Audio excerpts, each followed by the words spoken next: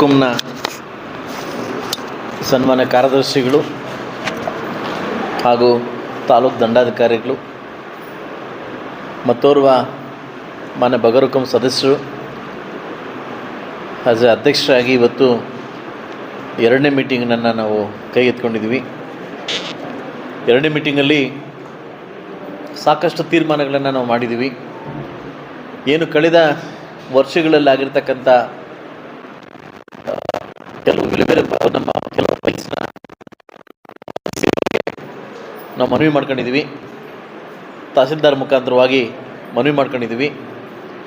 ಯಾವ ಮಾನದಂಡದಿಂದ ಫೈಲ್ಗಳನ್ನು ಕ್ಲಿಯರ್ ಮಾಡಿದ್ದೀರಿ, ಸಾವಿರಾರು ಜನ ಇರ್ತಕ್ಕಂಥ ಮುಳಬಾಗಿಲು ತಾಲೂಕಲ್ಲಿ ಸಾಗುವಳಿ ಬಿಟ್ಟು ಕೆಲವು ವ್ಯಕ್ತಿಗಳಿಗೆ ಹೇಗೆ ಅಲಾಟ್ಮೆಂಟ್ ಮಾಡಿದ್ದೀರಿ ಅನ್ನೋದನ್ನು ಪ್ರಶ್ನೆ ಮುಖಾಂತರವಾಗಿ ಅಧಿಕೃತವಾಗಿ ತಾವೆಲ್ಲ ಒಪ್ಕೊಂಡು ಇದನ್ನು ರೀಪರಿಶೀಲನೆ ಮಾಡಲಿಕ್ಕೆ ನಾವು DC ಅವರಿಗೆ ಮನವಿ ಮಾಡಿ ಸೂಚಿಸಲಾಗಿದೆ ನಮ್ಮ ಅಜೆಂಡಾದಲ್ಲಿ. ಎರಡನೇ ವಿಚಾರಕ್ಕೆ ಬಂದಾಗ ಈಗೇನು ಹೊಸದಾಗಿ ಮಾಡ್ತಕ್ಕಂಥ ಬಗರುಕುಂನ ಕೆಲವು ಫೈಲ್ಗಳನ್ನು ಕೆಲವು ರೈತರನ್ನು ಯಾವ ಮಾನದಂಡದ ಮೇಲೆ ಆಧಾರ ಮಾಡಬೇಕು ಅನ್ನೋದನ್ನು ಸೂಚಿಸಲಾಗಿದೆ. 50-53 ಏನು ಕಾಯ್ದೆ ಪ್ರಕಾರವಾಗಿ ಯಾವ ಅಪ್ಲಿಕೇಶನ್ ಹಾಕೊಂಡಿದ್ದಾರೆ 57ಗೆ ಹೋಗಬೇಕು ಅನ್ನೋದನ್ನು ನಾವು ಸಭೆ ತೀರ್ಮಾನಿಸಿದ್ದೀವಿ. ಇದರಿಂದ ಎಲ್ಲ VAಗಳನ್ನ ಮತ್ತು RIಗಳನ್ನ ಮೀಟಿಂಗ್ ಕರೆದು ಏನು 50 ಮತ್ತು 53ಯಲ್ಲಿ ಕಾಯ್ದೆ ಅಡಿಯಲ್ಲಿ ಏನು ಅರ್ಜಿಗಳು ಹಾಕ್ಕೊಂಡಿದ್ದಾರೆ 1987ರಿಂದ ಯಾರು ಪೊಸಿಷನ್ಲಿದ್ದಾರೆ ಸೊ ಅವರಿಗೆ ಮೊದಲ ಹಂತದಲ್ಲಿ ಫೈಲ್ನ ಕೊಟ್ಟು ಎಲ್ಲರೂ ಪ್ರತಿಯೊಂದು ತಂಡ ಕೂಡ ನಾವು ಸ್ಪಾಟ್ಗೆ ಹೋಗಿ ಸ್ಪಾಟ್ನ ಮಾಜರ್ ಮಾಡಿ ತದನಂತರ ಫೈಲ್ ಬಂದು ಕ್ಲಿಯರ್ ಮಾಡಬೇಕು ಅನ್ನೋದು ಸಭೆ ತೀರ್ಮಾನಿಸಲಾಗಿದೆ. ಸೊ ಅದರಿಂದ ಈಗ ನಮಗೆ ಬಂದಿರತಕ್ಕಂಥ ಸವಾಲುಗಳು ಅಂತಂದರೆ ಮುಳಬಾಗಿಲು ತಾಲೂಕಲ್ಲಿ ಸವಾಲುಗಳು ಅಂತಂದರೆ ಸಾಕಷ್ಟು ಜನ ಮೊನ್ನೆ ಕೂಡ ಟೀಕೆ ಮಾಡಿದ್ದಾರೆ ಫೇಸ್ಬುಕ್ಕಲ್ಲಿ. ಏನಂತಂದರೆ ಸಮೃದ್ಧಿ ಮಂಜುನಾಥ್ ಹೆಣ್ಮಕ್ಳು ಹಾಕೊಂಡು ಏನು ಮಾಡ್ತಾರೆ ಅನ್ನೋದು ಪ್ರಶ್ನೆ ಮಾಡಿದ್ದಾರೆ.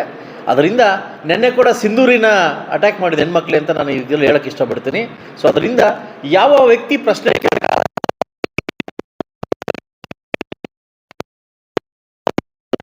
ಎಷ್ಟು ಕೆರೆ ಅಂತ ಗೊತ್ತಿದೆಯಾ?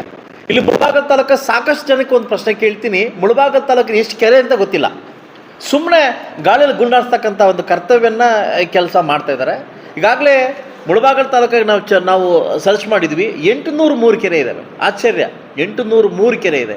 ಸೊ ಅದರಲ್ಲಿ ಬಂದುಬಿಟ್ಟು ZP ಕೆರೆ 548, MI 55, ಇತರೆ CMCಗೆ ಬಂದು 6ರಿಂದ 8 ಕೆರೆಗಳನ್ನು ನಾವು ಗುರುತಿಸಿದ್ವಿ.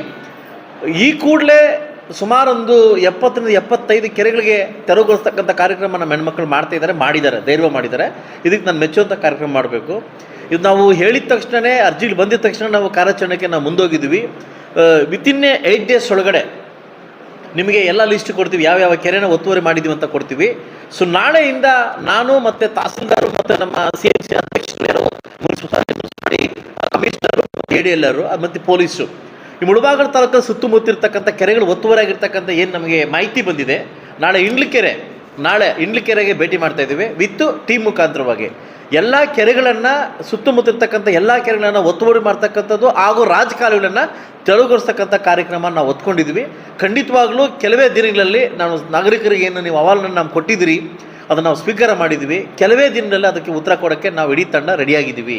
ಸೊ ಅದರಿಂದ ಫಸ್ಟ್ ಮುಳಬಾಗಿಲಿರ್ತಕ್ಕಂಥ 6-8 ಕೆರೆಗಳನ್ನು ಅದನ್ನು ಉಳಿವಿಗಾಗಿ ಅದನ್ನು ಅಭಿವೃದ್ಧಿಗಾಗಿ ನಾವು ಕೆಲಸ ಮಾಡಲಿಕ್ಕೆ ಸಿದ್ಧವಾಗಿದ್ವಿ. ನಾಳೆನೇ ಇಂಡ್ಲಿಕೆರೆ ಅದು ಮಾಡಿದ್ವಿ. ಮತ್ತು ಇಂಡ್ಲಿಕೆರೆ ಬಗ್ಗೆ ಒಂದು ಮಾಹಿತಿ ಏನು ಸಾಕಷ್ಟು ಜನ ಹೆಣ್ಮಕ್ಳು ನಂಗೆ ದೂರು ಕೊಟ್ಟಿದ್ದೀರಿ, ನಾವು ನಮ್ಮ ಕೈಲಿ ಆಗ್ತಾಯಿಲ್ಲ, ಮೂಗು ಮುಚ್ಕೊಂಡು ಹೋಗ್ತಾ ಇದ್ದೀವಿ, ನಮ್ಮ ಕೈಲಿ ಆಗ್ತಾಯಿಲ್ಲ ಅಂತ. ಸೊ ಅಂಥವುದನ್ನು ಈ ಕೂಡಲೇ ಏನು ಈ ಕೋಳಿ ಮತ್ತು ಏನು ಕಟ್ ಮಾಡ್ತಕ್ಕಂಥ ಈ ಕಟಾವುಗಾರರಿದ್ದಾರೆ ಇವ್ರನ್ನ ಮೀಟಿಂಗ್ ಕರೆದಿದ್ದೀನಿ. ಕರೆದುಬಿಟ್ಟು ಅವ್ರಿಗೊಂದು ಜಾಗ ಕೊಟ್ಟು ಅಲ್ಲಿ ಮಾತ್ರ ಅದು ವೇಸ್ಟ್ ಆಗಬೇಕು, ಕೆರೆಯಲ್ಲಿ ಹಾಕಂಗಿಲ್ಲ, ಅದನ್ನು ಸೂಚನೆ ಮಾಡ್ತಾಯಿದ್ದೀವಿ. ಅದು ಕೂಡ ನಾಳೆ ಅದನ್ನು ಬಗೆಹರಿಸ್ತೀನಿ ಅಂತ ಹೇಳ್ತಾ ಇವತ್ತಿನ ಕಾರ್ಯಕ್ರಮಕ್ಕೆ ಎಲ್ಲ ನನ್ನ ಬಗರುಕುಂನ ಸದಸ್ಯರು ಹಾಗೂ ನಮ್ಮ ಕಾರ್ಯದರ್ಶಿಗಳಾಗಿರ್ತಕ್ಕಂಥ ಈ ಕಾರ್ಯಕ್ರಮ ಬಂದು ಸಕ್ಸಸ್ ಮಾಡಿಕೊಟ್ಟಿದ್ದಾರೆ. ಸೊ ಅದರಿಂದ ಮಾಧ್ಯಮ ಮುಖಾಂತರವಾಗಿ ತಮ್ಗೆ ಹೇಳ್ತೀನಿ, ದಯವಿಟ್ಟು ಯಾವುದೇ ಬಲಾಢ್ಯ ಕೆರೆ ಒತ್ತುವರಿ ಮಾಡ್ಕೊಂಡಿದ್ರೆ ಖಂಡಿತವಾಗ್ಲೂ ಅವ್ರನ್ನ ಬಿಡಲ್ಲ.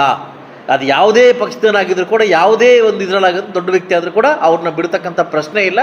ಈಗಾಗಲೇ ಹೆಣ್ಮಕ್ಳ ತಂಡ ಹೊರಟಿದೆ. ದಯವಿಟ್ಟು ಕೇಳುವ ಮಾತಾಡೋದನ್ನು ಕೆಲವರು ಬಿಡಬೇಕಾಗುತ್ತೆ. ಹಾಗೂ ಕೆಲವು ಸಂಘಟನೆಗಳು, ದಯವಿಟ್ಟು ಎಲ್ರಿಗೂ ಹೇಳ್ತಾ ಇಲ್ಲ, ಕೆಲವು ಸಂಘಟನೆಗಳು ಆಗಿ ಹೋಗಿ ಈ ಈ ಗಂಗಮ್ಮನ ದಾರಿ ಎಂದಂಗೆ ಬರೀ ಮುಳಬಾಗಲ್ ತಾಲೂಕಿಗೆ ಬರ್ತಾವ್ರೆ, ಅದೇನಂತ ಗೊತ್ತಿಲ್ಲ. ಸೊ ಅದರಿಂದ ಸ್ಪಷ್ಟವಾಗಿದ್ದೀವಿ, ಸ್ವಚ್ಛವಾಗಿದ್ದೀವಿ. ಆಗಲೇ ಕೂಡ ನಾನು ಕೂಡ ಅಧಿವೇಶನದಲ್ಲಿ ಮಾತಾಡತಕ್ಕಂಗೆ ನಾನು ಉತ್ತರ ಕೂಡ ಬಂದಿದೆ. ಈಗಾಗಲೇ ನನಗೆ ಎಷ್ಟು ಕೆರೆ ಇದೆ ಅಂತ ಕೂಡ ಬಂದಿದೆ, ಎಲ್ಲ ಲೆಕ್ಕ ಮಾಡಿಕೊಟ್ಟಿದ್ದಾರೆ, ತಮ್ಗೆ ಗೊತ್ತಿರಲಿ. ಸೊ ಅದರಿಂದ ಮುಂದಿನ ದಿವಸಗಳಲ್ಲಿ ಆದಷ್ಟು ಬೇಗ ಇದು ಕಾರ್ಯಾಚರಣೆಗೆ ನಮ್ಮ ತಂಡ ಮುಂದೋಗ್ತೀವಿ.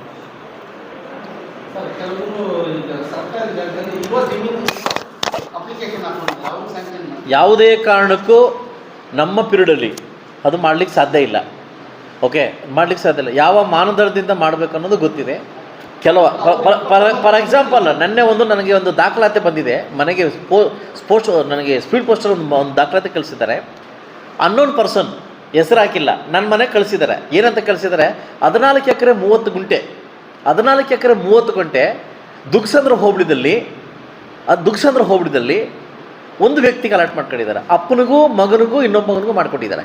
14 ಎಕರೆ 30 ಗುಂಟೆ ನನ್ನ ಮನೆಗೆ ಸ್ಪೀಡ್ ಪೋಸ್ಟ್ ಬಂದಿದೆ. ನನಗೆ ಕೇಳಿ ಬೆಳಗ್ಗೆ ಬಂದು ಚೆಕ್ ಮಾಡಿದ್ರೆ ನನಗೆ ಆಶ್ಚರ್ಯ ಆಗ್ತಾಯಿದೆ. ಅಂದರೆ ಉಳಿದ ಕಮಿಟಿ ಏನಿತ್ತು, ಲಾಸ್ಟ್ ಕಮಿಟಿ ಏನಿತ್ತು, ಯದ್ವಾ ತದ್ವಾ ಯಾವ ಲೆವೆಲ್ ಮಾಡೋಗಿದ್ದಾರೆ ಅಂತ ಎಲ್ಲ ದಾಖಲಾತಿಗಳನ್ನು ಮಾನ್ಯ ಜಿಲ್ಲಾಧಿಕಾರಿಗಳಿಗೆ ನಾವು ಇಲ್ಲಿಂದ ಸಲ್ಲಿಸ್ತಾ ಇದ್ದೀವಿ. ಮರುಪರಿಶೀಲನೆ ಮಾಡಿ ಇವರಿಗೆ ನೀಡಬೇಕಂತ ಕೇಳ್ತೀವಿ. ಇಲ್ಲ ಇಲ್ಲ ಇಲ್ಲ, ಅದು ಮಾಡಿದರೆ ಎನ್ಕ್ವೈರಿಗೆ ಹಾಕಿದ್ದೀವಲ್ಲ, ಈಗ ಅದನ್ನೇ ಹೇಳ್ತಾ ಇದ್ದೀನಿ. ನಾವು ಎಲ್ಲ ಫೈಲ್ ತರಿಸ್ಕೊಂಡಿದ್ದೀವಿ. ಯಾವುದೇ ಕಾರಣಕ್ಕೂ ಇಂಥದ್ದು ಮಾಡೋಕ್ಕೆ ನಾನು ರೆಡಿ ಇಲ್ಲ.